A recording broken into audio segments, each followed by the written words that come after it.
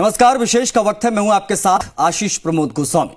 राजस्थान में सत्ता हासिल करने के लिए बीजेपी मिशन 2023 पूरा करने में जुट गई है।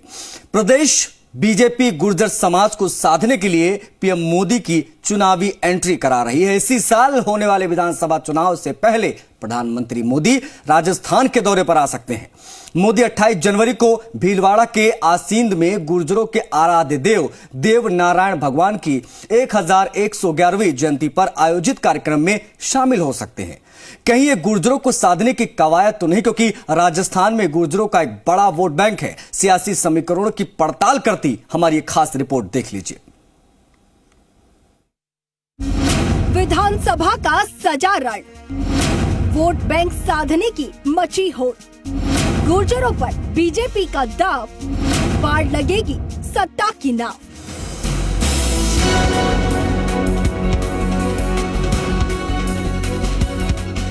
प्रदेश में दिसंबर 2023 में होने वाले विधानसभा चुनाव के लिए कांग्रेस और बीजेपी ने तैयारियां शुरू कर दी है। कांग्रेस 26 जनवरी से हाथ जोड़ो अभियान के तहत जनता की नब्ज टटोलने निकल रही है, तो वहीं बीजेपी पहले से ही जन आक्रोश यात्रा और जन आक्रोश सभाओं के माध्यम से जनता के बीच पहुंच रही है। जन आक्रोश अभियान में केंद्रीय नेताओं की भी एंट्री हो चुकी है। तो वहीं अब चुनावी साल की शुरुआत में प्रदेश के प्रधानमंत्री नरेंद्र मोदी की एंट्री भी होने जा रही है। लोक देवता भगवान देवनारायण की जयंती के कार्यक्रम में प्रधानमंत्री नरेंद्र मोदी के भीलवाड़ा जिले के आसींद में आने का प्रोग्राम तय हो रहा है। पीएम मोदी की सभा के जरिए बीजेपी मिशन 2023 को हासिल करने के लिए जातिगत राजनीति में प्रवेश की तैयारियों में है। अब ऐसे में माना जा रहा है कि पीएम मोदी की इस सभा के जरिए बीजेपी प्रदेश के 7% से अधिक गुर्जर समाज के वोट बैंकों को साधने की कोशिश में है। ये तबका पिछले चुनाव में पूर्व प्रदेश कांग्रेस अध्यक्ष सचिन पायलट समर्थन में कांग्रेस के साथ चला गया था। राजस्थान में विधानसभा चुनाव के लिए भाजपा अब जातियों को साधने की रणनीति बना रही है और इसके तहत पहले पार्टी ने आदिवासियों को रिझाने के लिए आदिवासी सम्मेलन और मानगढ़ धाम पर पीएम मोदी के कार्यक्रम का आयोजन किया था और अब भाजपा ने गुर्जर वोट बैंक पर नजरें गड़ाई है।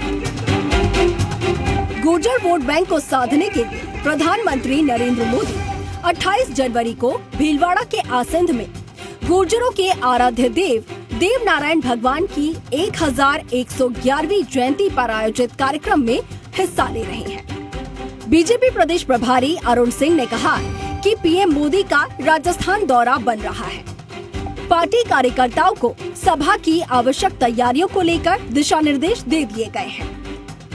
पूरे राजस्थान की जनता का बहुत बड़ा जुड़ाव इससे पार्टी के साथ हुआ है और लोगों में भयंकर जन आक्रोश है और आगे के लिए भी जो कार्यक्रम है उनके बारे में विस्तृत चर्चा हुई। अब प्रधानमंत्री जी का आगे का कार्यक्रम बन रहा है 28 जनवरी और 28 जनवरी को बन रहा है, उसकी तैयारी। आपको बता दें कि देवनारायण राजस्थान के प्रसिद्ध लोक देवता हैं, जिनमें गुर्जर समाज की बड़ी गहरी आस्था है।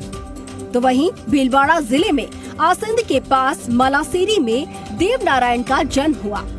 अब ऐसे में मालासेरी धाम गुर्जर समाज की श्रद्धा और आस्था से जुड़ा है और इस धाम में आकर पीएम गुर्जर समाज को संदेश देने की तैयारी में है। अब ये भी समझना जरूरी हो जाता है कि आखिर ऐसा क्या है गुर्जर वोट बैंक में कि उसे साधने के लिए खुद पीएम मोदी आ सकते हैं। दरअसल प्रदेश के करीब 14 जिले गुर्जर बाहुल्य हैं, जहां ये समाज चुनावी उलटफेर पर सीधा असर रखता है। आबादी के लिहाज से राजस्थान में गुर्जर समाज 7% से ज्यादा है। प्रदेश की 200 विधानसभा सीटों में से करीब 50 विधानसभा सीटों पर गुर्जर मतदाता हार जीत के निर्णायक भूमिका निभाते हैं। भरतपुर, धौलपुर, करौली, सवाई माधोपुर, टोंक, दौसा, बूंदी, कोटा, बारां, झालावाड़, अलवर, राजसमंद, अजमेर, भीलवाड़ा, इन जिलों में गुर्जर बाहुल्य है, जबकि जयपुर ग्रामीण, झुंझुनू, सीकर, चित्तौड़गढ़, पाली, उदयपुर जिलों की कुछ विधानसभा सीटों पर समाज का असर है। गुर्जर समाज के ऐसे भारी भरकम मौजूदगी के चलते चुनावी मौसम में उन्हें साधना बीजेपी का बड़ा दाव साबित हो सकता है। गुर्जर सियासत के लिहाज से बीजेपी के हाथ बीते चुनाव में खाली ही रहे थे। साल 2018 के विधानसभा चुनाव में भाजपा से एक भी गुर्जर विधायक नहीं बन पाया, जबकि कांग्रेस में 8 विधायक गुर्जर समाज से जीतकर विधानसभा पहुंचे। हालांकि उस वक्त प्रदेश कांग्रेस के अध्यक्ष सचिन पायलट थे और उनके मुख्यमंत्री बनने की संभावना के चलते गुर्जरों ने एक तरफा कांग्रेस को वोट दिया। लेकिन जब पायलट सीएम नहीं बने तो लोकसभा चुनाव में ये वोट बैंक भाजपा की तरफ डाइवर्ट हो गया। गुर्जर नेता शैलेंद्र सिंह की माने तो पीएम मोदी की सभा से गुर्जर समाज में एक अच्छा मैसेज जाएगा। पिछले चुनाव में किन्हीं कारणों से जो गुर्जर कांग्रेस के समर्थन में चला गया था, वो फिर से बीजेपी से जुड़ेगा। निश्चित तौर पर आप देखिए, कांग्रेस पार्टी ने गुर्जर समाज के साथ पिछले चुनावों में धोखा किया, छल किया।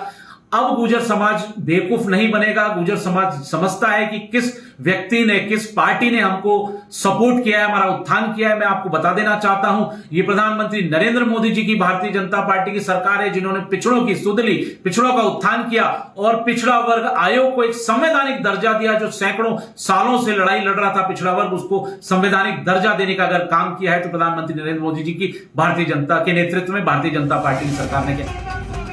बीजेपी ने गुर्जर वोट बैंक को साधने की जुगत लगानी शुरू कर दी है, तो वहीं पार्टी ये भी याद दिला रही है कि बीजेपी ही वो पार्टी है जिसने लंबे समय से चली आ रही गुर्जर आरक्षण की मांग को पूरा किया। केंद्र की मोदी सरकार ने गुर्जर समाज को अति पिछड़ा वर्ग में कानूनी मान्यता दी और अब गुर्जर आस्था के प्रतीक भगवान देवनारायण की जयंती में शामिल होकर पीएम मोदी गुर्जर समाज के साथ अपनी और पार्टी की प्रतिबद्धता को दिखाना चाहते हैं। अब इस कवायद का क्या असर होगा, इसका खुलासा तो चुनाव बाद ही होगा, लेकिन चुनावी शहमात का खेल तो शुरू हो चुका है। विष्णु शर्मा, जी मीडिया, जयपुर।